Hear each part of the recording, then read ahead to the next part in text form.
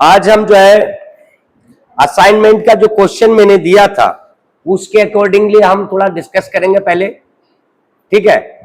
Questions, दो question मैंने जो पुट किए थे, दोनों क्वेश्चन को कौन कौन रीड करेगा ये बताइए पहले। हाँ रीड करिए, जो मैंने असाइनमेंट का क्वेश्चन दिया वो रीड करके बताइए। हाँ हिंदी में पढ़िए, जिसमें जिसके पास हिंदी में हो। हाँ नहीं, हिंदी में पढ़ना तो फिर इंग्लिश में बात में। हाँ हाँ पढ़िए, कोई भी पढ़िए।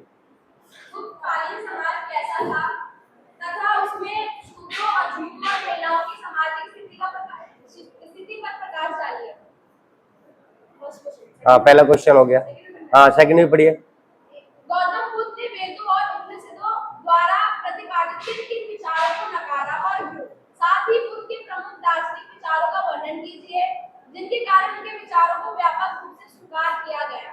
ठीक है, तो पहला क्वेश्चन तो यही है कि महिलाओं की स्थिति और शूद्रों की स्थिति कौन से पीरियड की, शूद्रों की स्थिति कौन सी पीरियड की बात कर रहे हैं? गुप्त नहीं, गुप्ता पीरियड की। हाँ गुप्ता पीरियड है ना, इसमें टाइम मेंशन है ना। हाँ तो गुप्ता पीरियड में शूद्रों की स्थिति और महिलाओं की स्थिति कैसी रही है? आपने असाइनमेंट बनाया है ना, तो थोड़ा बहुत तो जानकारी आई होगी। क्या चैट जीपीटी से बना डाला पूरा है?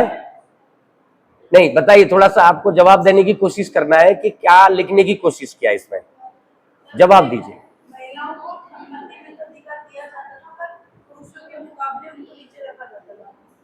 अच्छा, संपत्ति का अधिकार दिया जाता था, पुरुषों के मुकाबले पुरुषों को ऊंचा माना जाता था, महिलाओं को उनके नीचे रखा जाता था। हाँ ये तो संपत्ति के बारे में हो गया। और सोशल स्टेटस और भी तो है ना, एक दो पॉइंट और निकालिए, एक पॉइंट हो गया है तो। और भी शूद्रों की स्थिति कैसी थी?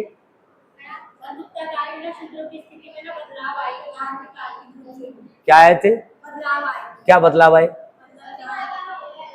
आवाज नहीं करना है, कुछ बच्चा यहाँ पर कुछ बोल रहा है, जवाब दे रहा है। हाँ सुनिए उस जवाब का सब लोग। कृषि का अधिकार मिल गया था तो कृषि करने लगे, तो शिल्पकार व्यापार के काम भी करने लगे थे। ठीक है, कृषि करने लगे थे।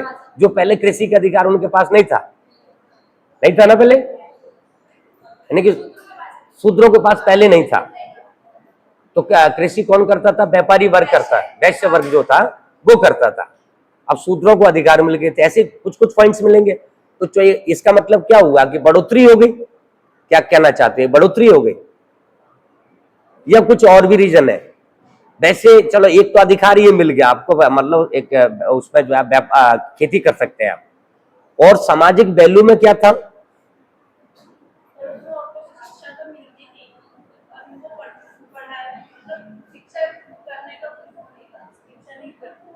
अच्छा शिक्षा का अधिकार था, तो क्या नहीं कर सकते थे? क्या कमी रह गई थी? समाज में उनको कोई अधिकार नहीं मिलता। मतलब शिक्षा का अधिकार था लेकिन फिर भी अधिकार नहीं था महिलाओं को, महिलाओं को। और पॉइंट बताइए, क्या बताइए, आप बताइए। हाँ बोलिए। मैंने महिलाओं की स्थिति कैसी थी गुप्ता पीरियड में? खराब थी। क्या कमी थी, क्यों खराब थी? हाँ वर्णा सिस्टम तो पुराना है और लंबे समय चला रहा है।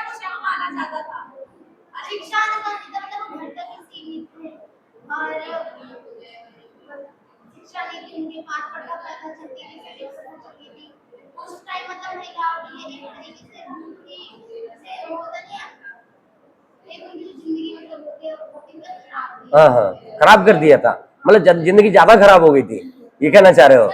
गुप्ता पीरियड में पहले से जो और थी उससे और खराब हो गई थी, ये कहना चाह रहे हो? वो तो शुरू से ही थी, देखो ये वाली समस्या तो उनको शुरू से ही रही है। हाँ हाँ हाँ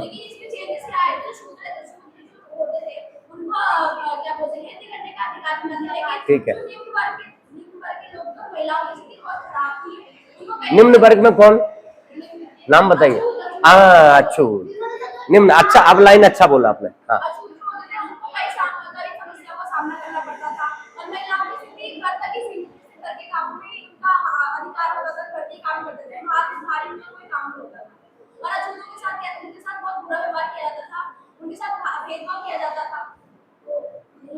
हाँ, यानी कि हाँ ठीक है, यानी कि एक ये बात पता चला हमको कि अछूतों की स्थिति ज्यादा खराब हो गई थी। महिलाओं की स्थिति में क्या खराबी आई थी? सती प्रथा ज्यादा बढ़ गई थी। क्यों बढ़ी थी ये? ये वर्णा सिस्टम भी वो सारी नहीं, वर्णा सिस्टम तो पुराना था। नहीं जाती। इसमें मनुस्मृति का जो कोड ऑफ कंडक्ट था ना, वो हाईली बड़े लेवल पर इंप्लीमेंट हो गया था। आप इंटरकास्ट मैरिज नहीं कर सकते थे, हर व्यक्ति को लॉक कर दिया गया था। क्या कर दिया गया था? लॉक समझते हो ना, कि जो जिस पोजीशन में बोल दिया आपको फ्रीज कर दिया जाए। Every student is freeze in the class, मतलब फ्रीज मतलब जो जहां है वही रहेगा। तो क्या कर दिया? जो जिस वर्ग में था वो वही रहेगा, शादी भी नहीं कर सकता। पहले थोड़ा बहुत इंटरकास्ट मैरिज होती थी, मतलब गुप्ता पीरियड से पहले इस तरीके की चीजें होती थी, लेकिन इन्होंने क्या कर दिया बाद में, इसको लॉक कर दिया। बोला कि आप इंटरकास्ट मैरिज नहीं करेंगे, और करेगा भी तो उसका पनिशमेंट अलग लेवल का था। और जो सवर्ण क्लास के जो लोग थे, यानी कि जो क्या बोलते हैं उसको, ब्राह्मण और क्षत्रिय, इन दो वर्ग की जो महिलाएं थी उनकी हालात ज्यादा खराब हो गई। उनकी हालात क्यों खराब हुई? क्योंकि महिलाओं को पुरुष बनाने ऐसा तो महिलाओं को उनके अंदर रहना पड़ता था, उनकी क्या बोलते हैं उनको समाज से ट्रीट करते थे। वही तो सब तरह अपनी पावर बनाना चाहते थे ना। महिलाओं को पुरुषों पर निर्भर रहना पड़ता था, जो पुरुष बोलते थे उन्हें वही करना पड़ता था। हाँ, अब वो बोलते घर का है तो घर पे ही रहना पड़ता था। ठीक है, बिल्कुल ये जवाब देना चाहती है।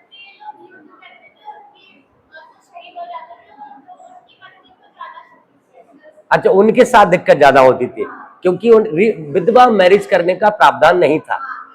क्या कर दिया? विधवा मैरिज का, विधवा मैरिज को क्यों रोका गया? हाँ, क्योंकि अगर ब्राह्मण जो क्षत्रिय है, क्षत्रिय का जो पति खत्म हो जाएगा उसकी महिला का, तो वो विधवा होगी। अब विधवा औरत कितना भी अगर जवान महिला है, तो कहीं ना कहीं पॉसिबिलिटी है कि ना कहीं जो लड़का उसको मिल जाएगा शादी कर सकती है। संभावना है या नहीं है? बताइए। कितना भी परिवार रोके, समाज रोके, कोई कितना भी रोक सकता है उसको, लेकिन वो चोरी छुपे इधर उधर हो सकता है। तो उस समस्या को खत्म करने के लिए सती प्रथा को फोर्स किया गया। प्रॉपर्टी का, हाँ, प्रॉपर्टी का बंटवारा बोलते, देखो शादी होगी तो बंटवारा होगा ही होगा, लेकिन सबसे बड़ी समस्या क्या थी कि एक नई जात बनेगी, या फिर जो है जो कास्ट सिस्टम ब्रेक हो जाएगा। जो उनके जो स्ट्रॉन्ग जो सिस्टम बना रखा था ना उन्होंने, कि कोई दूसरी जाति के साथ मिक्सअप ना हो, जो आपकी जाति है मिक्सअप ना हो। क्योंकि अगर क्षत्रिय महिला है, अगर दूसरे से शादी कर लेती है तो उसका बच्चा तो होगा, है ना, बच्चा होगा तो एक नई जात बनेगी, या फिर अलग प्रकार से मिक्सअप हो जाएगा। तो मिक्सअप को रोकने के लिए, प्योरिटी को मेंटेन करने के लिए ही क्या किया गया? सती प्रथा को फोर्स किया गया। और स्पेशली किस वर्ग में फोर्स किया गया था इसको? क्षत्रियों में और ब्राह्मण, ऊपर वाले जो वर्ग में ज्यादातर क्षत्रियों में प्रभावशाली ज्यादा था, है ना। तो महिलाओं को प्रॉब्लम हुई, शूद्रों की जो महिलाएं थी उनको प्रॉब्लम थी या नहीं थी? उसमें थी, कम थी। जो ज्यादा महिलाओं को दिक्कत हुई है ना, वो अपर उच्च वर्ग की महिलाओं को दिक्कत हुई। शूद्रों को तो सभी को प्रॉब्लम थी, महिलाओं को भी प्रॉब्लम है, और जो पुरुष है उसको भी प्रॉब्लम है, उसका तो दमन दोनों तरफ से था ना। ठीक है, तो महिलाओं को जो अपर कास्ट की जो महिलाएं थी उनको ज्यादा दिक्कत हुई है। और क्या था? शूद्रों की हालात कैसी थी?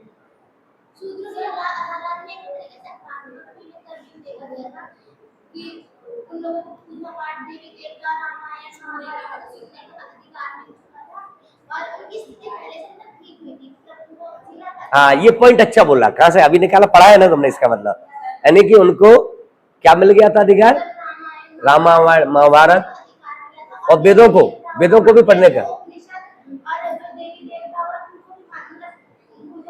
करने का अधिकार मिल गया था कि आप वेद सुन सकते हैं, ऐसा कुछ था शूद्रों को। अच्छा, शूद्रों को मिल गया था, और अछूतों को? अच्छा, अछूतों को नहीं मिला था, यह बात।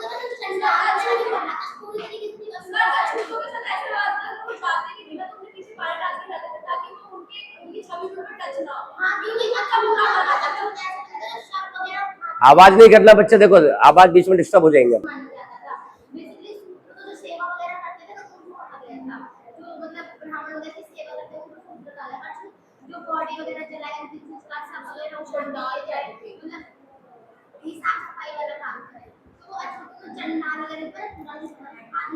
हाँ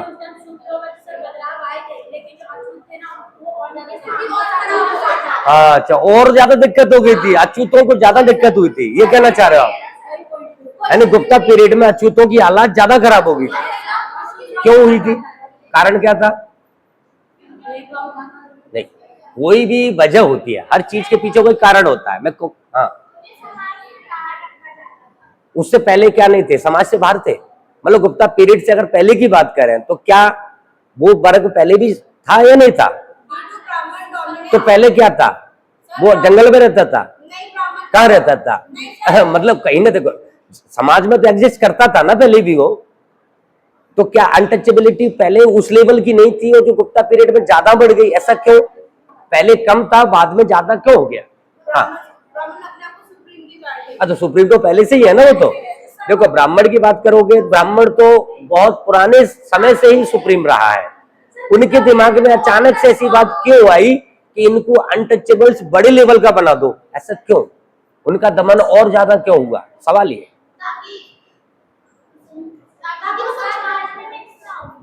हाँ, समाज में मिक्स ना हो सके, ये कारण था।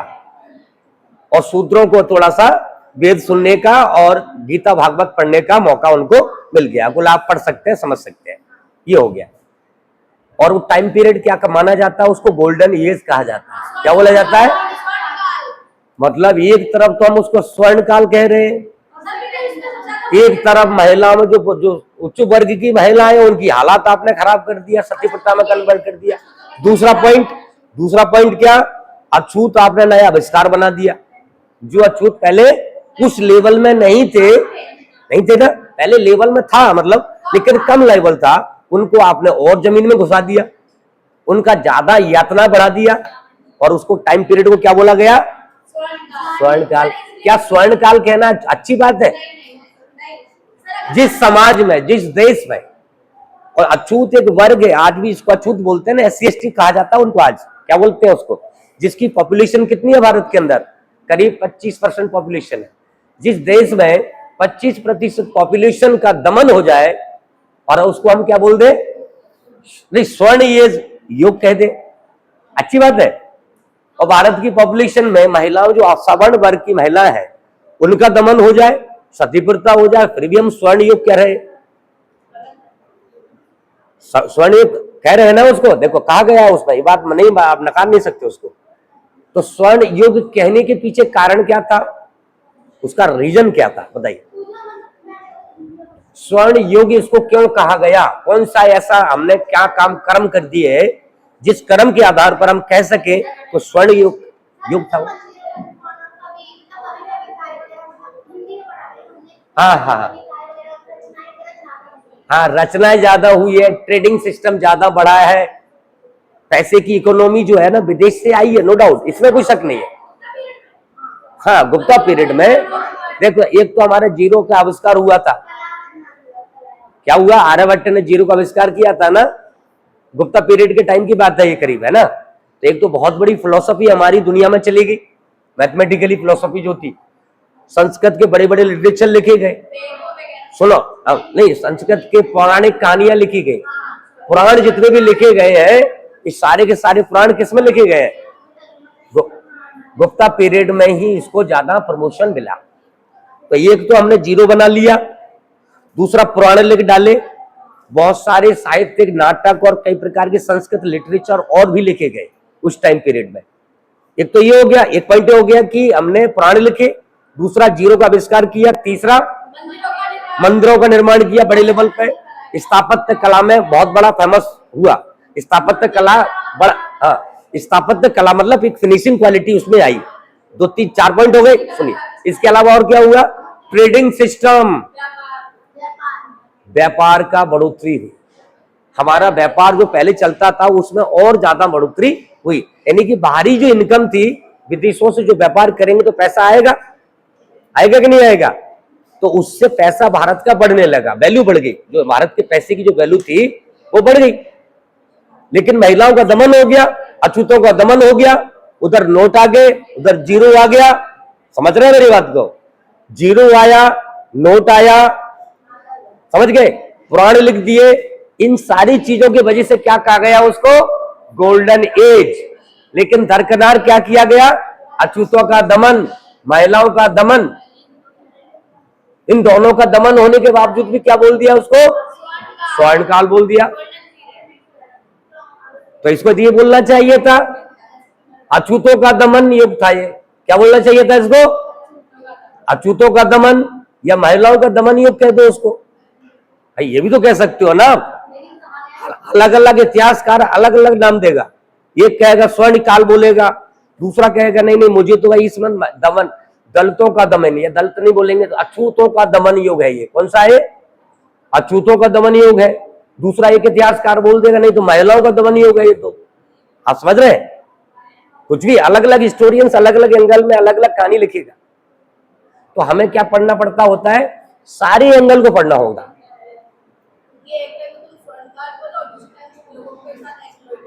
हाँ,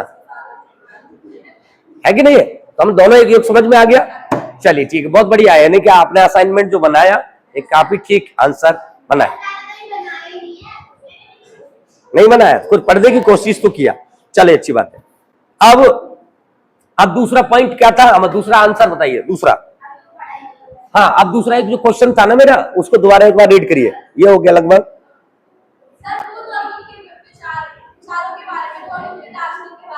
हाँ, बुद्ध की दार्शनिक फिलोसफी और उसने बुद्ध ने आत्मा का रिजेक्शन क्यों किया? यही क्वेश्चन है ना मेरा। तो क्यों रिजेक्शन किया? अब इसका जवाब देंगे। कौन कौन देगा? कल भी मैंने लेक्चर दिया था। लगभग मेरे 2-3 लेक्चर जो इसी पर डिस्कशन में हो रहे हैं हमारे, तो लगभग समझ में आ गया होगा कि उसको क्यों रिजेक्ट किया गया, आत्मा के कॉन्सेप्ट को क्यों रिजेक्ट किया।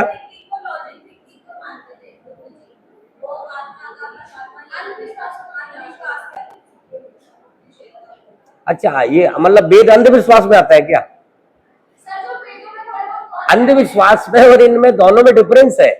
सुनिए, अलग अलग लोगों, कोई कहता है कि अंधविश्वास अलग है, वेद सही है। आप तो वेदों को ही अंधविश्वास में डाल रहे हो। अंधविश्वास क्या है और वेद क्या है? तो वेदों को तो लोग अंधविश्वास में नहीं मानता है ना। आम जनता जो है ना, वेदों को तो अंधविश्वास में नहीं मानती। अंधविश्वास तो जो बाबाओं के चक्कर पड़ जाता है उसको मानते हैं। फालतू की जो चीजों में लग जाते हैं उनको जो है अंधविश्वास मानते हैं। यही मानते हैं ना। अब ये बताओ कि बुद्ध ने वेदों की जो नॉलेज था उसको क्यों रिजेक्ट किया और आत्मा के नॉलेज को क्यों रिजेक्ट किया? ये सवाल है, बताइए। कौन कौन जवाब देगा इसका? और रिजेक्ट करके अपनी फिलोसफी कौन सी दी? यही तो क्वेश्चन है ना मेरा असाइनमेंट का क्वेश्चन यही है। तो इसका जवाब आप देने की कोशिश करिए। मुझे बताइए कि क्या जवाब हो सकता है। गलत हो सही हो उससे कोई फर्क नहीं पड़ेगा। बताइए, जवाब दो। सर, उनका मानना था कि कोई भी चीज वो स्थिर नहीं रहती, वो लगातार चलती रहती है। किसका मानना था ये? हाँ, बुद्ध जी का। ठीक है,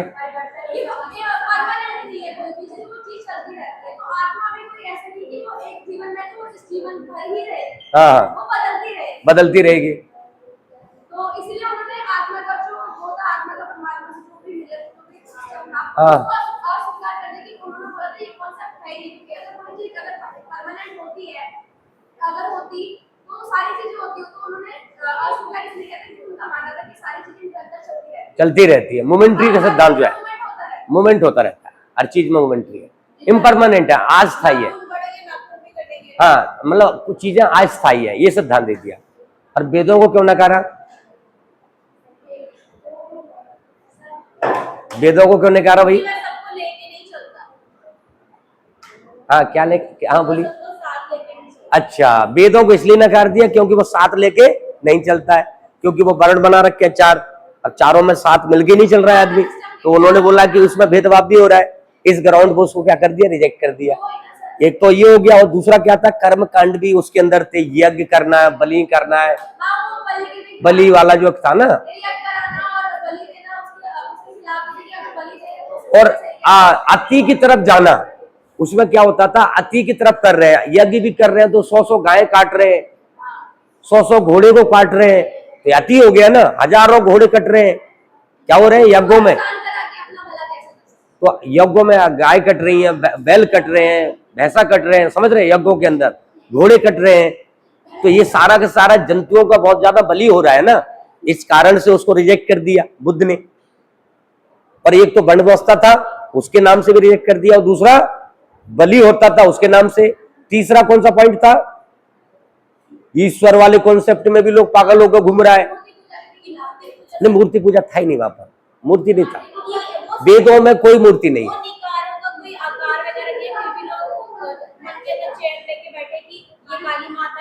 नहीं नहीं नहीं, काली माता तो अभी हुआ ही नहीं है, काली माता की तो बात ही नहीं आई है, काली माता का कॉन्सेप्ट तो बाद की बातें हैं ये सब। ये काली माता जो बोलते हैं, दुर्गा हम जो बोलते हैं, ये कॉन्सेप्ट बाद में आए गए हैं, जो बुद्ध के टाइम पर इस तरह के कॉन्सेप्ट नहीं थे। आप जो बोल रहे हैं ना बच्चे, ये तो बाद के कॉन्सेप्ट है। ये इस तरह का जो कॉन्सेप्ट देखने को मिलता है नहीं, बाद में पौराणिक कहानियों में देखने को मिलता है, और बाद में वह जो महाभारत और रामायण लिखी जाती है ना, उनके बाद की स्टार्टिंग है ये, ठीक है।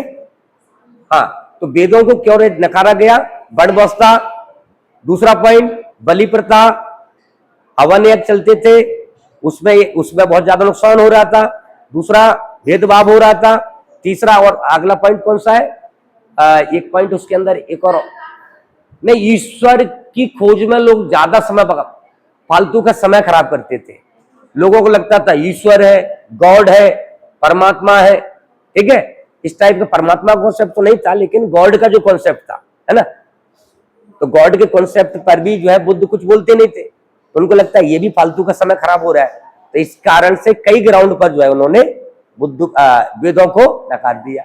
बुद्ध जी का लगभग ये मानना था कि अपने कर्म करते जाओ और उनकी एकदम सिंपल लाइफ जियो, है ना। हाँ, सिंपल जाती वे ऑफ लिविंग बोला गया। हाँ, वेद को अंतिम सत्य नहीं माना। एक तो क्या बोला, वेदों में जो लिखा है वो पत्थर की लकीर है, मतलब बुद्ध ने क्या बोला, भाई जो चीज लिखा वो पत्थर की लकीर है वही मानते रहे, तो उन्होंने बोला कि नहीं पत्थर की लकीर नहीं है, साफ बोल, क्या बोला, पत्थर की लकीर नहीं है, वेदों को क्वेश्चन किया जा सकता है, तो उन्होंने क्वेश्चन किया, क्या किया, क्वेश्चन किया। वेदों का एक नियम होता है, जो लोग वेदों को मानते हैं ना, वो मानने वाले लोग कभी वेदों पर क्वेश्चन नहीं खड़ा कर सकते, और जिसने क्वेश्चन खड़ा कर दिया तो वो विरोधी हो जाता है क्या हो जाएगा, विरोधी हो गया, ठीक है। चलिए, उन्होंने तो अब ये मान लो रिजेक्ट कर दिया, और वेदों को, उपनिषदों को क्यों रिजेक्ट किया, देखिए बच्चे, मैंने कल क्या नियम बताया था, क्या नियम बताया था, बताइए। क्लास के बीच में कोई बात नहीं करेगा, एक क्वेश्चन था ना, यही मैंने कई बार बार बोलता रहता हूँ, फिर क्यों बात कर रहे हैं, भूल जाते हो, अब नहीं करना, ठीक है। तो उपनिषद को क्यों नकार दिया, उसका वेदों को तो क्लियर हो गया हमारे पास आगे माइंड में, उपनिषदों को क्यों नकारा, हाँ जवाब दीजिए बच्चों, जवाब दीजिए कि उपनिषद जो थे उनको क्यों नकार दिया, वेदों को तो क्लियर हो गया, 3-4 पॉइंट हमको मिल गए, उपनिषद को क्यों नकारा गया, कौन जवाब देगा आप में से, जवाब दीजिए, आप दीजिए, क्यों नकारा गया, हाँ तेज बोलिए, थोड़ा खाना वाना खाया करो, हाँ देखो आपकी आवाज कितनी अच्छी है, लंबी है, तो भाई पिच पे बोल रहे हैं, वेरी गुड, हाँ हाँ थोड़ा अभी आवाज निकल रही है, हाँ। अच्छा, लोगों को संस्कृत भाषा में समझ नहीं आते थे, इसलिए बुद्ध को भी समझ में नहीं आया, तो बुद्ध ने भी रिजेक्ट कर दिया, मुझे समझ में नहीं आया ये कहना चाह रहे हो आप, क्योंकि संस्कृत में लिखा हुआ तो बुद्ध को समझ में नहीं आया, इसलिए रिजेक्ट कर दिया, ये कहना चाह रहे हो आप।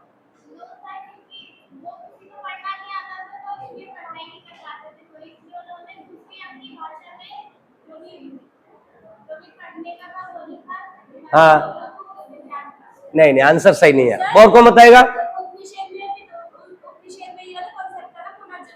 हाँ हाँ हाँ बिल्कुल बोला, सही बोल रही है, हाँ आत्मा का कॉन्सेप्ट था, पुनर्जन्म का कॉन्सेप्ट था, परमात्मा और कर्म और नरक का सिद्धांत था, उसके अंदर स्वर्ग नरक का सिद्धांत था, नकार दिया, क्यों नकारा,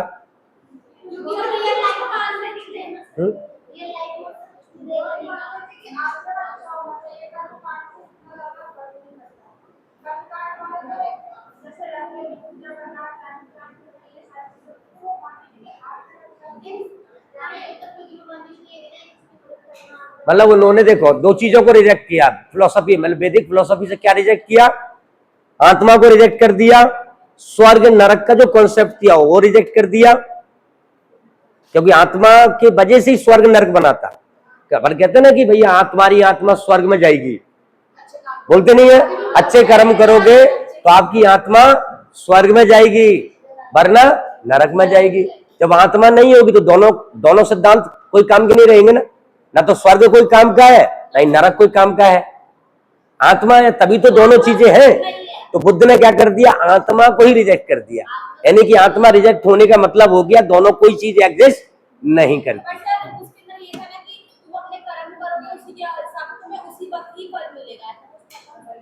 हाँ ये बोला उन्होंने, एक्चुअली में क्या बोला कि बुद्ध, हाँ आप देखो ये तो आप रिजेक्ट कर दिया इसके ग्राउंड पर, तो इन्होंने क्या बोला, कोई चीज हम रिजेक्ट करते हैं तो इसका रास्ता भी तो बताता है ना सामने वाला। तो बुद्ध ने क्या रास्ता बताया, बुद्ध ने नैतिकता का ज्ञान दिया, मोरालिटी, बोला कि जीवन जिया जा सकता है नैतिकता के बल पर। ये कर्म कांड करने से, बलि करने से, हिंसा करने से, इससे जीवन में ना तो नरक मिलना है ना स्वर्ग मिलना है, ये इसमें कुछ नहीं मिलेगा। आप क्या करो, संयम में रहो, पंचशील का पालन करो, मिडिल पाथ अपनाओ, अष्टांगिक मार्ग दिया उन्होंने, ठीक है। और आत्मा की जगह पर उसको एक्सप्लेनेशन दिया, जो आत्मा का कोई अलग उन्होंने एक एक्सप्लेनेशन दिया उसकी जगह पर कि आत्मा नहीं होती है, उसको पूरा क्लैरिफाई किया अलग तरीके से, ठीक है। तो बुद्ध ने क्या दिया, नैतिक बल दिया। और बुद्ध ने यह भी बोला कि मैं क्या हूं, मार्गदाता हूं। क्या बोला बच्चे सुनिए, मैं मार्गदाता हूं, मोक्षदाता नहीं। मैं यहां पर क्या कर रहा हूं, आप लोगों को बच्चे पढ़ा रहा हूं, मैं क्या कर रहा हूं, एक गाइड कर रहा हूं ना, आपको रास्ता ही बता रहा हूं ना आपको। तो एक टीचर की तरह उन्होंने काम किया, किसकी तरह किया, एक गाइड के रूप में, मार्गदर्शक के रूप में उन्होंने काम किया कि भाई आप जो है नशा नहीं करोगे तो आपका जीवन अच्छा हो जाएगा, ज्ञान दे दिया। आप गलत काम नहीं करोगे तो फंसोगे नहीं, कोई प्रॉब्लम आपको नहीं होगी। आप जो पंचशील का पालन करोगे आपके जीवन में धन संपत्ति दौलत तो कई रास्ते आपके खुलेंगे। पंचशील मतलब समझ रहे हैं, नशा से मुक्ति वगैरह जो है 5 चीजें उसमें बताएगी। हाँ अष्टांगिक मार्ग बताया, 4 आर्य सत्य भी बताए। 4 आर्य सत्य को लेकर के भी अलग अलग लोगों की अलग अलग इंटरप्रिटेशन है, जिसमें अंबेडकर तो उसको अलग तरीके से प्रेजेंट करता है, जो मैंने एक बार बताया था आपको ना 4 आर्य सत्य को लेकर के। यानी 4 आर्य सत्य में क्या है, उनका दुख और दुख को समझाए, दुख और दुख का कारण बताया है ना, निवारण बताया है, और फिर अष्टांगिक मार्ग बताया है उसका, ठीक है। तो दुख क्यों बोला उन्होंने बुद्ध ने, तो दुनिया में दुख है। दुख किसके कारण होता है, डिजायर के कारण। तो सारी समस्या का कारण इच्छा के कारण ही दुनिया में दुख होता है बुद्ध के अनुसार। तो उन्होंने बोला कि इच्छाओं को थोड़ा सा, इच्छा पूरी होती नहीं है, और इच्छाएं जब पूरी नहीं होंगी और इच्छाओं को पाने के लिए आदमी गलत कदम उठाता है। हर आदमी की इच्छा होगी मुझे BMW खरीदनी है, अरे तन का 25,000 BMW खरीदने जा रहे हो, आप समझ रहे हो, सपना बड़ा देख रहे हो, और वो पैसा आएगा नहीं तो चोरी करोगे, कहां से क्या करोगे, चोरी करोगे, बहुत सारे बड़े बड़े सपने देख लोगे। तो ये कह रहे हैं कि इच्छाओं को नियंत्रित करना चाहिए। तो इच्छा नियंत्रित कैसे होंगी बताइए, इच्छाएं कैसे नियंत्रित होंगी, मिडिल पाथ, बच्चे आवाज सुनिए, मिडिल पाथ के द्वारा, पंचशील के द्वारा, ऐसे कुछ कुछ उन्होंने सिद्धांत दिए। ये क्लियर हो गया। और जैन धर्म ने क्या दिया,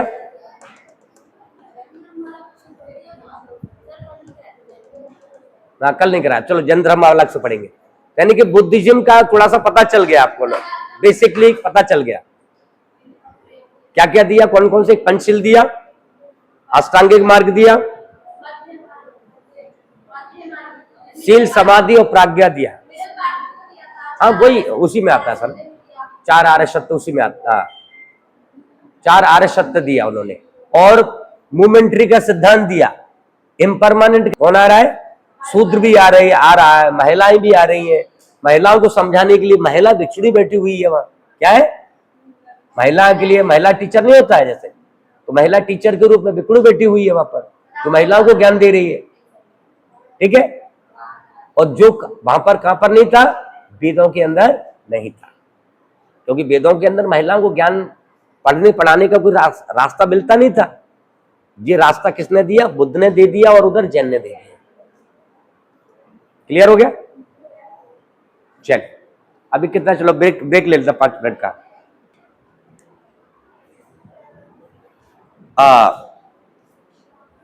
अब जो एक नया टॉपिक हम पढ़ने जा रहे हैं, रिलीजन्स एंड रिलीजियस प्रैक्टिसेस।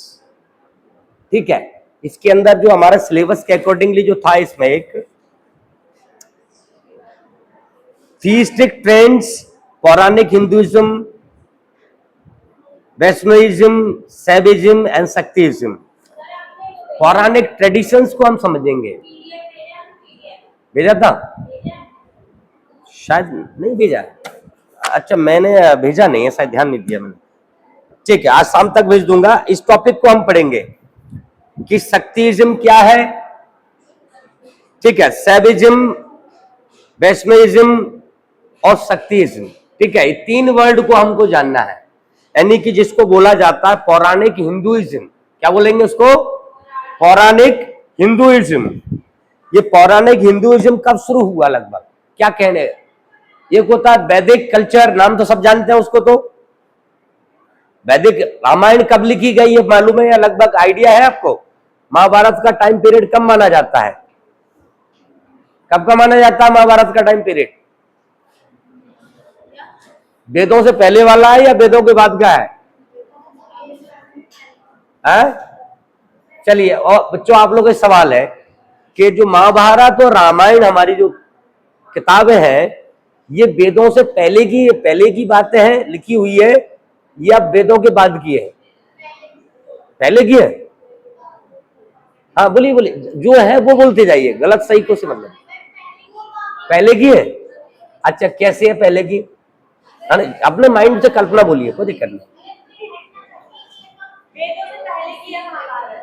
वेदों से पहले की है?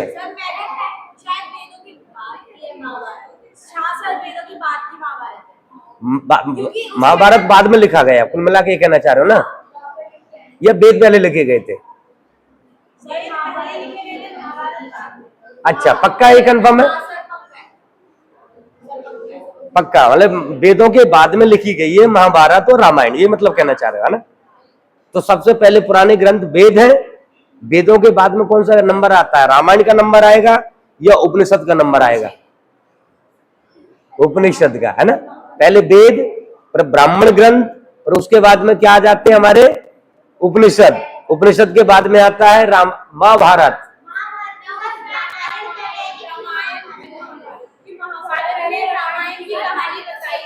हाँ, रामायण और महाभारत, है ना?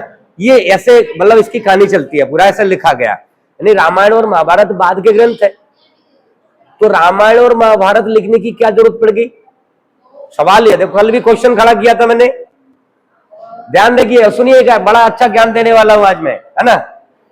अब आपको ये जवाब देने की कोशिश करूंगा कि रामायण और महाभारत क्यों लिखा गया, क्यों लिखा गया? जिसको एपिक्स बोला जाता है हम, ठीक है, एपिक्स कहते हैं। ये लिखा क्यों गया? पहले वेद लिखे गए, फिर उपनिषद ब्राह्मण ग्रंथ लिखे गए, उसके बाद उपनिषद लिखे गए। हम बारी बारी से लिख रहे हैं ना हर चीज। और कोई भी चीज क्यों लिखते हैं? जरूरत के आधार पर। क्या होता है? हर चीज जरूरत के आधार पर लिखी जाती है, ध्यान रखना। दुनिया का कोई भी काम करे, अपने घर में भी हम डाइनिंग टेबल लाते हैं तो जरूरत के आधार पर लाते हैं, सोफा सेट लाते हैं तो किस लिए लाते हैं? जरूरत के आधार पर लाते हैं। तो घर में हम जो कुछ भी चीजें आगे बढ़ा रहे हैं, आंगन बढ़ा दिया, आंगन छत के ऊपर घर बना दिया, क्यों बना रहे? जरूरत के आधार पर। 2 मंजिल बना दिया, 3 मंजिल बना दिया, 5 मंजिल बना दिया, क्यों? एक में रह रहे हैं, एक में बच्चे रह रहे हैं, एक में दूसरा एक मेहमान के लिए हो गया, तीसरे को लगा दिया किराए पर, चलो रेंट मिल रहा है। समझ रहे? जरूरत जैसे जैसे होगी हम बढ़ाते चले जाएंगे। तो जरूरत रामायण और महाभारत की क्यों पड़ी? सवाल ये, क्योंकि रामायण और महाभारत पहले की ग्रंथ नहीं है, बाद में लिखा गया। क्या लिखा गया? बाद में लिखा गया। क्यों लिखा गया? हाँ, सवाल बताइए, जवाब दीजिए।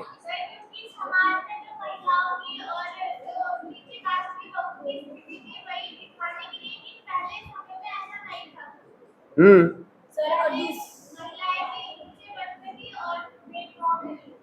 और सर ये भी दिखाई कि सत्य के चक्कर में हाँ। अपने भी पराये हो जा, अपने भी दुश्मन बन जाते हैं। अच्छा, अपने भी सत्य के सत्ता सत्ता के कारण अपने भी पराये हो जाते हैं। हाँ, ठीक है। तो ये बात तो आपको क्लियर हो गई है कि वेदों के होते हुए उपनिषद क्यों लिखे गए? क्यों लिखे गए थे? कल भी बताया तो थोड़ा सा मैंने। वेद हमारे पास पहले से थे, फिर उपनिषद क्यों लिखे गए? उसमें आत्मा का कॉन्सेप्ट डाला गया, अपडेट किया गया। ठीक है। फिर उपनिषद के बाद में बुद्ध आ गए, और बुद्ध ने क्या कर दिया? दोनों को चैलेंज कर दिया। क्या कर दिया? वेदों को भी चैलेंज कर दिया और उपनिषद को भी चैलेंज कर दिया। तो अब उनके सामने समस्या पैदा हो गई। इनके सामने ब्राह्मण जो थे उनके सामने दिक्कत खड़ी हो गई ना, उनकी बात काट दी गई ना। अब अपनी बात को बनाए रखने के लिए दूसरे ग्रंथ की रचना करना पड़ेगा। मान लो कोई ने हमने पत्राचार करते हैं ना, जैसे किसी ने कोई एप्लीकेशन लिखा, उसने उसका रिप्लाई दे दिया, और उसमें काउंटर रिप्लाई हमें भी देना पड़ेगा ना, नहीं देना पड़ेगा? बुद्ध ने क्या कर दिया? उनके क्वेश्चंस का खंडन कर, मतलब उनके जो वेद और जो थे ना हमारे उपनिषद, उनको चैलेंज कर दिया। अब इनको समस्या पैदा हो गई। समस्या का समाधान करने के लिए इन्होंने एक अलग किताबें लिखी। क्या लिखी? अलग किताबें लिखी, वेद जो कि रामायण और महाभारत के रूप में, ताकि जो उनके सवाल है ना, जो उनकी समस्या थी ब्राह्मणों की, जो ब्राह्मण ग्रंथों की जो समस्या थी, उसको एडिट किया जाए, ताकि थोड़ा समाज हमारी तरफ भी आए। इस समाज क्या कर रहा था? भागे जा रहा था। समझ गया? रामायण और महाभारत के अंदर आपको कर्मकांड कम दिखाई देगा। क्या दिखाई देगा? दिखता है यज्ञ वगैरह जो है ना, नॉर्मली बड़े लेवल का बलि वगैरह की चीजें कम दिखाई देंगी आपको। रामायण आप कभी भी देखना, महाभारत देखना, उसमें क्या होगा? बलि प्रथा दिखाई नहीं देगी। तो क्या मतलब हुआ कि उन्होंने बलि प्रथा को रोक लगाने के लिए ऐसी किताबें लिखी ताकि हम बुद्ध का सामना कर सके। क्या कर सके? नहीं तो हमारी पब्लिक तो भाग रही है ना। नहीं समझ रहे? जो वैदिक ब्राह्मणिकल जो धर्म था, ब्राह्मण धर्म था, उसके जो अटैच लोग थे, धीरे धीरे उससे भागने लगे थे, उसकी बात नहीं सुन रहे थे। तो उन्होंने एक नई किताब लिखी जिसमें उसको मेंटेन करने के लिए ये ग्रंथ लिखा गया। यानी कि अपने जो विचार है उनको थोड़ा अलग तरीके से प्रेजेंट किया। आ रहा है समझ? अपने विचारों को अलग तरीके से प्रेजेंट किया, जिसमें बलि प्रथा थोड़ा सा कम देखने को मिलती है। ये बात आप रामायण महाभारत में देख लेना। ठीक है। हाँ, ये हो गया। अब बात है जो है पौराणिक कहानियों की।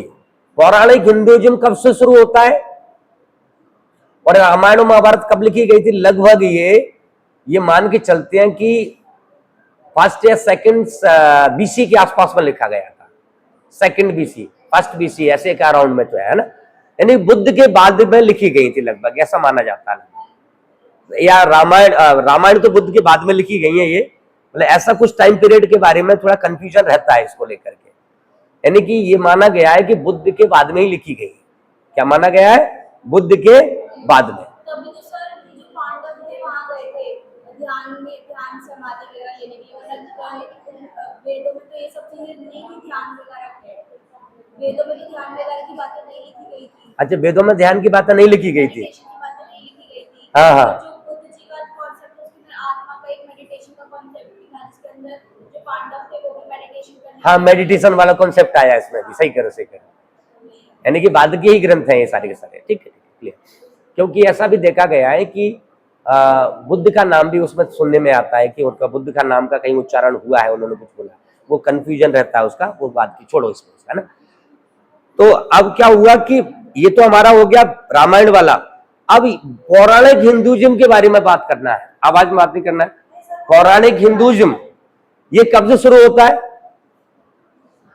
पौराणिक हिंदुइज्म कब से शुरू होता है और इसका मकसद क्या था? रामायण का मकसद था और महाभारत का मकसद था अपनी फिलॉसफी, अपने विचारों को इस तरीके से प्रेजेंट करना था ताकि बुद्ध की जो प्रॉब्लम जो सामने आ रही थी उसको मिनिमाइज किया जा सके। सर बुद्धिज्म के कॉन्सेप्ट में ये उनका जो आपने ना पुरानी हिंदुइज्म ये दोनों साथ में खाते हैं। हाँ, उसी को बैलेंस करने के लिए ये सारे ग्रंथ लिखे गए बाद में, कि लोग विष्णु जी की पूजा करते हैं, विष्णु क्योंकि क्योंकि बुद्ध जो है ना, बुद्ध के विचार पब्लिक में ज्यादा फैल रहे थे। अब इनको कैसे कंट्रोल किया जाए? पहले ये मांस खाने वाले लोग थे, गाय भैंस खाते थे, ये सच्चाई है। यज्ञों में ये पहले ऐसा चलता था। बलि, जिस गाय को बोलते हैं, जानवरों को बोलते हैं, ये बलि करते थे, करते या नहीं करते थे? वेदों में बलि प्रथा थी। और वही व्यक्ति आज क्या कर रहा है? अंडे नहीं खा रहा है। आप समझ रहे हैं मैं क्या कह रहा हूं? आज हिंदुइज्म के जो लोग हैं, जो अंडे नहीं खाता है, ये कॉन्सेप्ट कहां से आया? अंडे खाने वाला कॉन्सेप्ट कहां से आया कि हम अंडे नहीं खाएंगे, व्रत नहीं करेंगे, हम व्रत करेंगे। व्रत नहीं देखते आप? हाँ, व्रत क्यों करते हैं? ये व्रत वाली प्रथा कब से आई है? हाँ, व्रत वाली प्रथा किसके कारण आई है? वेरी गुड, पौराणिक हिंदुइज्म के कारण आई है। किसकी वजह से आई है? पौराणिक हिंदुइज्म। ये लगभग कब की बात है? पौराणिक हिंदुइज्म कब का माना जाता है? रामायण और महाभारत के बाद का हिस्सा है। किसका है? ठीक है, रामायण महाभारत ग्रंथ लिख चुके थे, उसके बाद में पौराणिक कहानियां शुरू होती है, यानी कि पुराण जिसको बोलते हैं। विष्णु पुराण नाम सुना है आपने? जिसमें विष्णु पुराण की कहानियां चलती है पूरा, है ना, जिसमें अवतार लेता है विष्णु, जो है विष्णु भगवान जो है अवतार लेते हैं। उनके 10 अवतार होते हैं, अलग अलग तरीके से एक्सप्लेन किया गया ग्रंथों में। क्या किया गया बताओ? एक्सप्लेन किया गया। बच्चे आपस में बात नहीं करना है, बात कर रहे हैं। मैं आपको इधर बैठा दूंगा, आवाज नहीं करना है, इधर कोई भी आवाज नहीं करेगा है? हाँ, पौराणिक हिंदुइज्म कब से शुरू होता है? ये लगभग मान लीजिए ये गुप्ता पीरियड से इनिशियल पॉइंट में शुरू हो जाता है। गुप्ता पीरियड के टाइम में ही पौराणिक कहानियां शुरू होती है। अब गुप्ता पीरियड कब का है? 400 सी, चौथी शताब्दी के आसपास का टाइम पीरियड है। किसका है? चौथी शताब्दी में पुराण लिखे गए। पुराणों को लिखने का मकसद क्या था? क्या मकसद था? अवतार वाली कहानियां इसमें शुरू होती है। क्या होती है? अवतार वाली कहानियां इसमें ज्यादा शुरू होती है। और इन पौराणिक कहानियों से धीरे धीरे विकसित होकर के क्या बनते हैं? हिंदुइज्म नहीं बनता है, सैविज्म बनता है। वैष्णव ढाबा सुना है आपने? वैष्णविज्म, समझ गए? हाँ, वैष्णविज्म बोला गया, सैविज्म बोला गया और शक्तिइज्म। 3 प्रकार के जो है पौराणिक हिंदुइज्म स्टार्ट हो जाता है। जो कब होता है? करीब ये गुप्ता पीरियड के टाइम पीरियड में ही लगभग शुरू होता है, या उसके बाद में शुरू होता है, लगभग उसी टाइम पीरियड को मानते हैं। ये सैविज्म और वैष्णविज्म कब नहीं थे?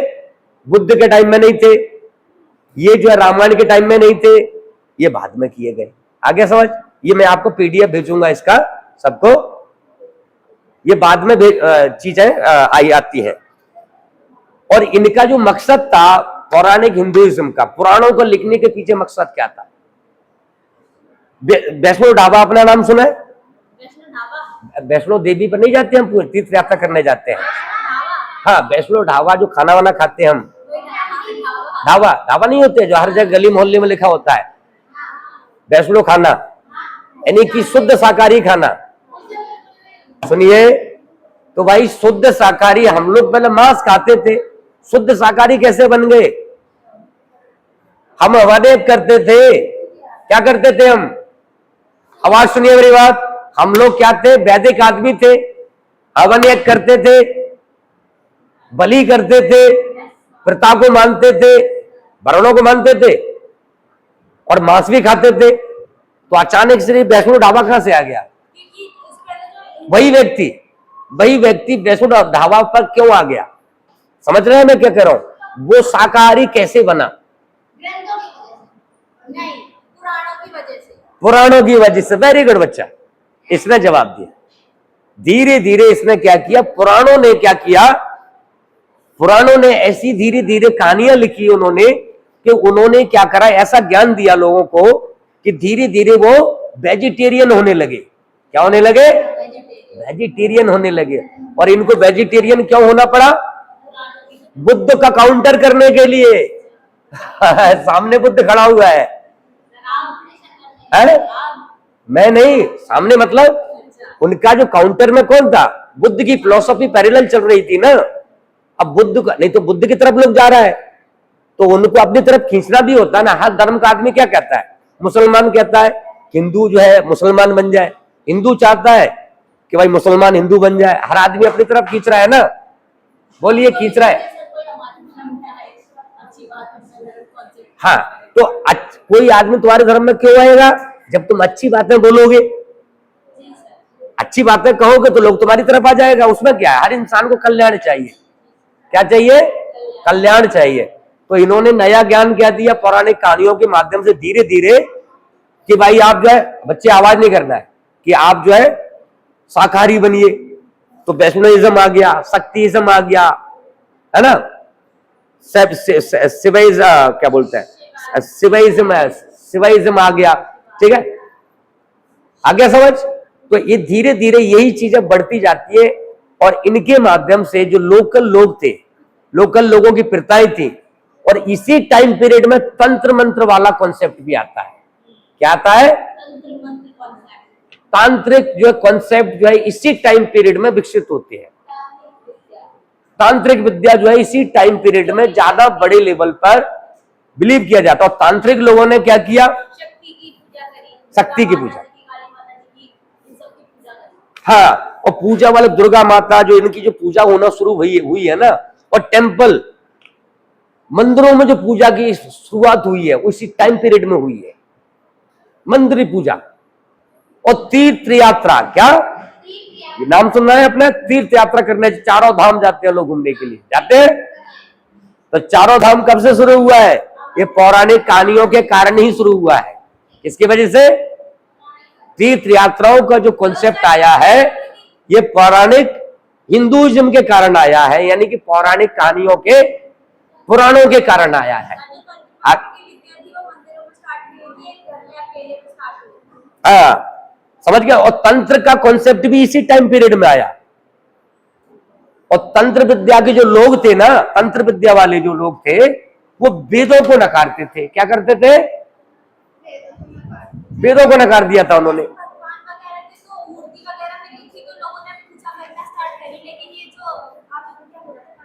हाँ हाँ, इसका तो कोई भाई एविडेंस ही नहीं मिला, तो लोगों को मतलब ये वाला आइडिया कैसे आया, कैसे स्टार्ट करा लोगों ने? क्या कर दिया? मैं समझे, दोबारा बोली। वेरी गुड, अच्छा बोल रहे हो, बोलिए, पहले समझाइए। भगवान वगैरह की पूजा कैसे स्टार्ट करी? कि पहले तो एविडेंस मिले थे बहुत पुराने में। कब के मिलेंगे? थोड़ा बोलो। सबसे पहले से नटराज की मूर्ति मिली थी तो उनकी पूजा करना स्टार्ट करा। आओ, बुद्ध की भी मूर्ति मिली थी तो उनकी पूजा स्टार्ट करी। तो उससे आइडिया मूर्ति कब मिली? टाइम पीरियड बताओ थोड़ा सा, मिली कब थी? बुद्ध की मूर्ति या नटराज जो भी मूर्ति मिली कब मिली? 100 साल पहले, 200 साल पहले? अंग्रेजों ने खोजी क्या? नहीं, उससे पहले मिल गई थी क्या? मतलब किस टाइम में मिली थी?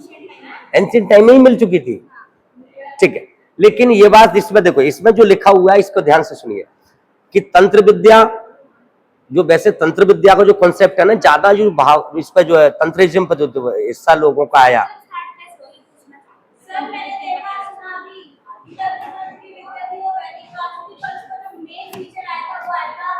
पौराणिक, हाँ, शिवाइज्म के बाद में हिंदुइज्म है। मतलब ये गुप्ता पीरियड में ही शुरू होता है पौराणिक कहानियों के, जबकि तंत्र विद्या नॉर्मली वेदों में लिखा गया है थोड़ा बहुत, लेकिन उस टाइम में उतना प्रैक्टिस में नहीं था वो। क्या नहीं था वो? प्रैक्टिस में नहीं था।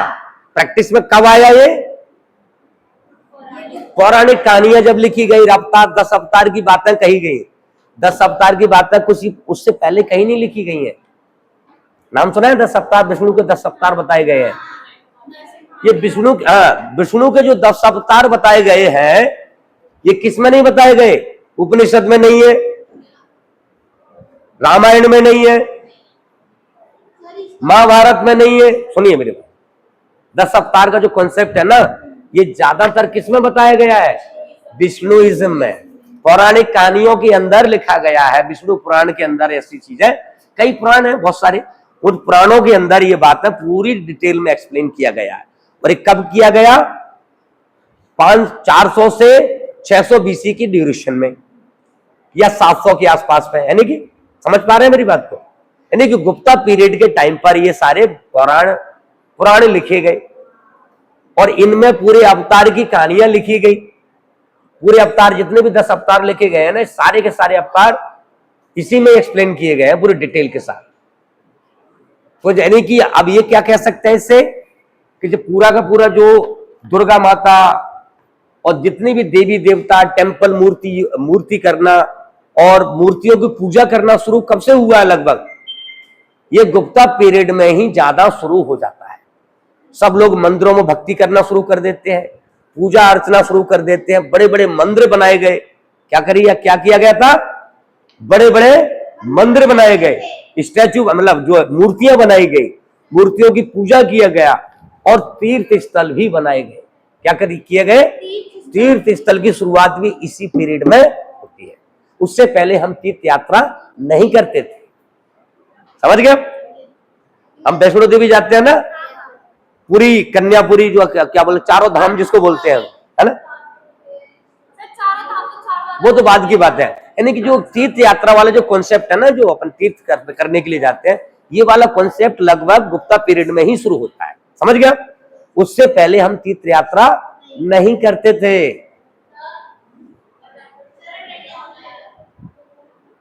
जाना है? अभी थोड़ा सा क्लास खत्म हो रही है, थोड़ा सा एक बार पॉइंट्स, थोड़े से पॉइंट बच्चे हैं, टाइम तो है ना अभी हमारे पास? जाना है?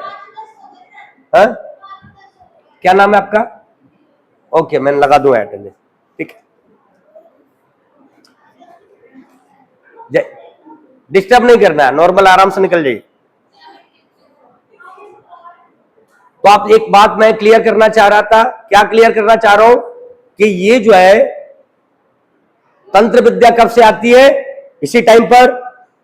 और शाकाहारी बनना कब शुरू होती है? इसी टाइम पर। ध्यान रखिए क्या होता है, शाकाहारी जो बनाने में, जो हमारे हिंदू जितने भी अब शाकाहारी बन गए हैं ना, लगभग पूरे भारत के अंदर जितना भी शाकाहारी हिंदू दिखता है ना, आ गया समझ? ये किसकी वजह से आया? पौराणिक कहानियों की वजह से आया।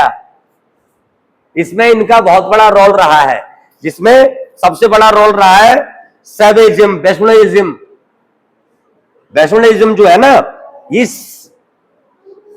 इस मूवमेंट का, इस विचारों का बहुत बड़ा प्रभाव पड़ा है, ठीक है? जो शाकाहार की तरफ, शाकाहार क्यों अपनाया? ये बुद्ध से प्रेरणा लेकर के अपनाया। ये बात मानना साफ साफ दिखता है। इनको ज्ञान कहां से मिला भाई शाकाहारी बनिए?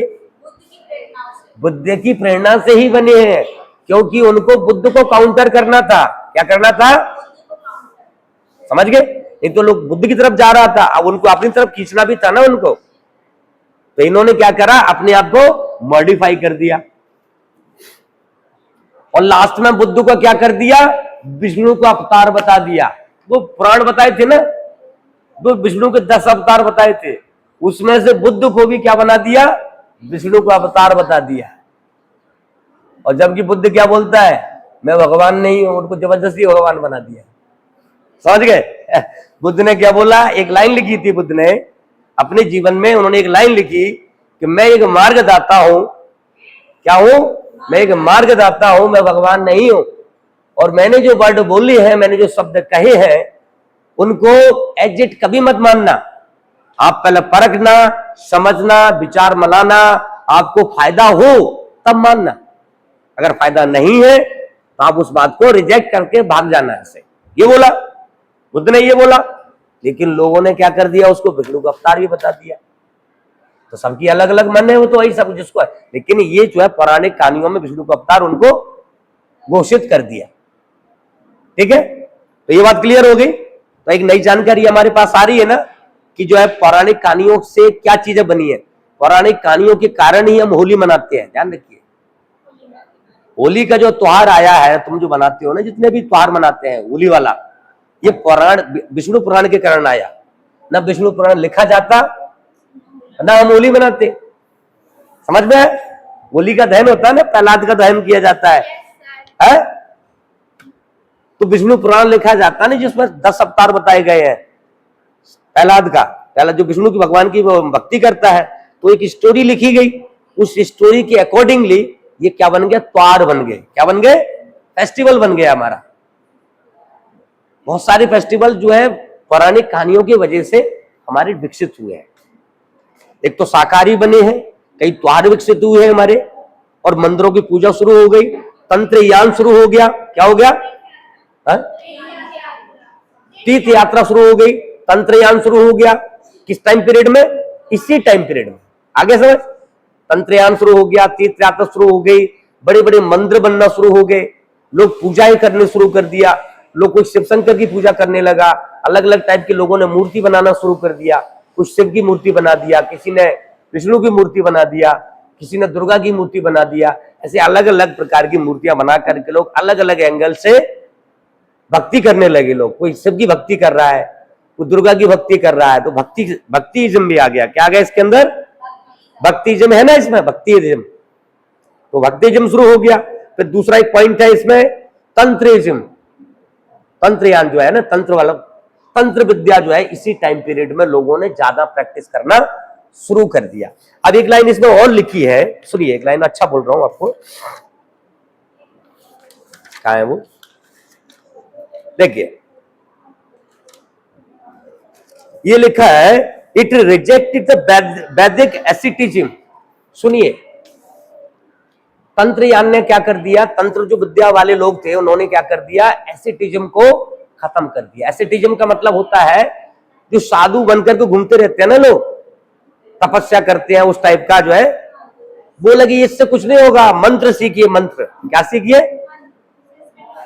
हाँ, मंत्र आपके जितना ज्यादा पावरफुल होगा उतना आपको फायदा मिलेगा।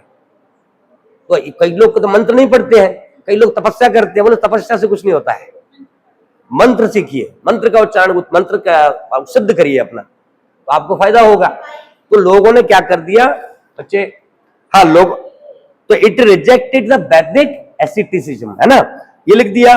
और दूसरा, Tantrism does not accept the authority of Vedas. क्या नहीं करता है? वेदों की जो ऑथोरिटी है ना उसको एक्सेप्ट नहीं करता है। किसकी तरह नहीं करता है? वेदों, जैसे कि बुद्ध ने एक्सेप्ट नहीं किया था ना, वैसे ही इन्होंने तंत्र वाले विद्या वाले लोग थे ना, इन्होंने भी बुद्ध को त्याग दिया, सॉरी उसको, वेद को त्याग दिया। हम आपकी ऑथोरिटी को नहीं मानते हैं। वेद क्या कहता है कि जो वेदों के अंदर लिखा है वही सत्य है, पत्थर की लकीर है। तो इसका मतलब मंत्र काम नहीं करेगा, तो उन्होंने अपना मंत्र चलाने के लिए क्या करा, वेदों को रिजेक्ट किया। आप समझ रहे हैं, एक चीज को अपनी चलाने के लिए दूसरे को रिजेक्ट करना पड़ेगा, ये नियम नहीं है, तभी तो मंत्र चलेगा इनका। तो तंत्रयान ने क्या कर दिया, वेदों को रिजेक्ट कर दिया, जैसे बुद्ध ने वेदों को रिजेक्ट किया था वैसे ही। ठीक है, तो ये टाइम पीरियड पता चल गया कि लगभग कौन से टाइम पीरियड में शुरू होता है, बताइए। आप लोगों को जवाब पूछूंगा, पौराणिक टाइम पीरियड में यानी गुप्ता पीरियड में हमको क्या क्या मिला, आप लोग जवाब देंगे। शिवाइज्म मिला, वैष्णविज्म मिला, तीर्थ यात्राएं मिली,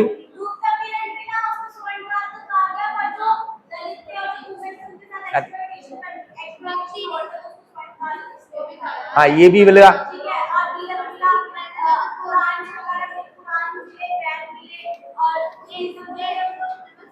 नहीं, शाकाहारी भी तो बने, शाकाहारी भी तो बने हम इस टाइम पीरियड में, शाकाहारी बनना शुरू हो गए, भक्ति करना है लोग शुरू, मूर्ति बन गई, मंदिर बन गए, तीर्थ यात्राएं बन गई, और तंत्र विद्या भी इसी के अंदर आ गई। तंत्र विद्या को जो है ज्यादा बढ़ोतरी मिली है, पर उनको जो है बढ़ावा मिला। समझ में आया? अब लोगों सोचते होंगे कि भाई ये तंत्र विद्या तो हम लोग बहुत सुन रहे हैं, ये शुरू कब हुई थी? अब माइंड में क्लियर हो गया कब शुरू हुई थी? ये गुप्ता पीरियड में शुरू हुई थी तंत्र विद्या। और मंदिर कब शुरू हुए थे? पूजा पाठ एकदम पूरा बड़ी लेवल की पहले हम यज्ञ यज्ञ की जगह पर जो यज्ञ करते थे ना, उसका स्थान किसने ले लिया? मंदिरों ने ले लिया। मंदिरों में लोग भक्ति करने लगे, मंदिरों में पूजा या अर्चना करना शुरू हो गया। तो पहले हवन यज्ञ कर्म कांड करते थे ना हमारे ब्राह्मण धर्मों के अनुसार। ब्राह्मण धर्म के अनुसार क्या था? बलि करना है, बड़े बड़े हवन यज्ञ करना है, 2 क्विंटल की फूंक दिया, डाल दिया, हवन में चढ़ा दिया ना, उसको बलि चढ़ा दिया, बकरा चढ़ा दिया, बहुत सारी चीजें करते थे, जानवर काटते थे। अब उस जगह को क्या कर दिया?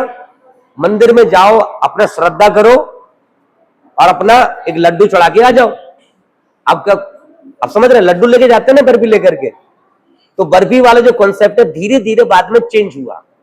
कब पीरियड में चेंज हुआ ये? हाँ, ऐसे ही हुआ है। नहीं, पूजा का मतलब ये होगा ना कि मंदिर में आप जाने लगे, पहले आप जो दूसरा सिस्टम करते थे, यानी वेदों की जगह किसने ले लिया? मंदिरों ने लेना शुरू कर दिया। क्योंकि हर इंसान को अपना कहीं ना कहीं वक्त तो गुजारना है, भक्ति तो कोई ना कोई करनी है।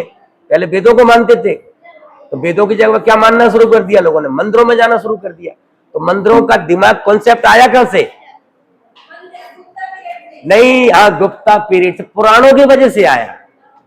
जो मंदिरों को बढ़ावा मिला वो किसकी वजह से मिला? पुराण के। क्योंकि पुराणों में 10 अवतार बता दिए, दुर्गा के 10 अवतार बताते नहीं, अलग अलग, दुर्गा जी के, माता जी के, जो है ना, विष्णु के अवतार, शंकर जी के अवतार, है ना, विभिन्न प्रकार के अवतार लोगों के अलग अलग तरीके से बता दिए गए, एक्सप्लेनेशन किया गया, जिसके कारण से हजारों मंदिर जो भारत में दिखते हैं ना आपको, ये स्थिति थी, ये सब मंदिर के निर्माण और मूर्तियां लगभग का जो कॉन्सेप्ट है वो वहीं से आता है।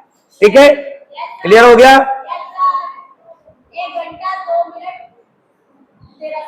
अच्छा, हो गया। टाइम पीरियड कितना बचा है? 15 मिनट बचा हुआ है। अच्छा, भागने के चक्कर में ज्यादा रहते हो आप। चलिए, चलो 5 मिनट में समराइज करते हो, छोड़ता हूं। Okay, summarise.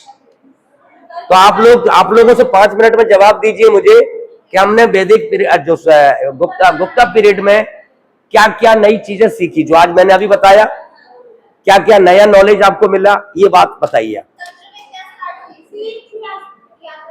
आओ, 2 पॉइंट हो गए। अरे एक एक बोलिए। अरे 4 लोग आप साथ में बोलते हैं, एक एक बारी से बोलिए। अब ये बच्चा बोलेगा। हाँ,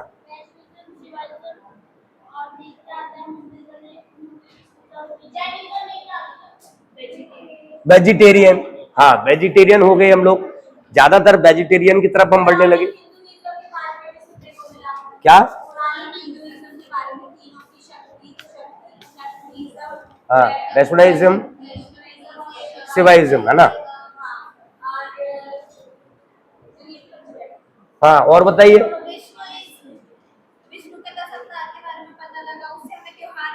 हाँ, वही जो त्योहार मिले, यानी लगभग कुछ ना कुछ कॉन्सेप्ट क्लियर हुआ है ना आज के क्लास में? क्लियर हुआ है। और ये भी आज बताया मैंने कि रामायण क्यों लिखी गई, महाभारत क्यों लिखा गया, ये भी तो बताया था ना अभी उससे पहले स्टार्टिंग में। हाँ, पहले स्टार्टिंग में मैंने यही सुनाया था ना, तो ये लगभग बहुत सारी चीजें आपको पता चल गया होगा। अब डिटेल में यहाँ पर एक लाइन में और बताया जा, लंबा हो जाएगा फिर आप भाग जाएंगे। यहाँ पर मैं दो लाइन और बताना चाह रहा था कि वैष्णविज्म एक्चुअली में है क्या, है ना। वैष्णविज्म में क्या होता है? अरे, the early history of Vaishnavism is characterized by the evolution and merging of 3 cults, Vishnu, Narayan and Krishna, Vasudev. Krishna मतलब कृष्ण भगवान जो बोला है ना, इनके बारे में बताया। Initial merging of Narayan with Vishnu ended with their identification with Krishna, Vasudev. Vishnu appear one of the sun god, यानी कि जो विष्णुइज्म है ना, लगभग विष्णु के अवतार के बारे में ही चीजें बताता है। ठीक है, वो जो 3 भगवान नहीं है हमारे, जो है एक विष्णु है, नारायण है, कृष्णा है ना, उन भगवानों के बारे में ही चीजें एक्सप्लेन करता है। हाँ, नारायण देव को भी इसमें बताया गया है कि ये सबसे बड़े गॉड बताया गया है उनको, नारायण को। हाँ, बताया गया है। नारायण नहीं बोलते लोग। हाँ, नारायण करते हैं, तो उनको भी सुप्रीम गॉड के रूप में बताया गया है। जैसे कि ऋग्वेद में क्या बताया गया है? इंद्र को सुप्रीम गॉड बताया गया है। सबसे बड़ा देवता कौन है? इंद्र ही है ना। लेकिन नारायण को यहाँ पर किसी जगह पर बताया गया है, वैष्णविज्म में बताया गया है कि नारायण एक बड़ा सबसे बड़ा देवता है, सबसे बड़ा देवता माना गया, ये गॉड माना गया है। इनको आत्मवादी में दिखाया गया है। हाँ, तो अलग अलग जो है इंटरप्रिटेशन है सबकी। चलिए, अब भागने के चक्कर में है लग रहा है ना, टाइम हो गया। चलिए बंद करिए, तो बंद करिए।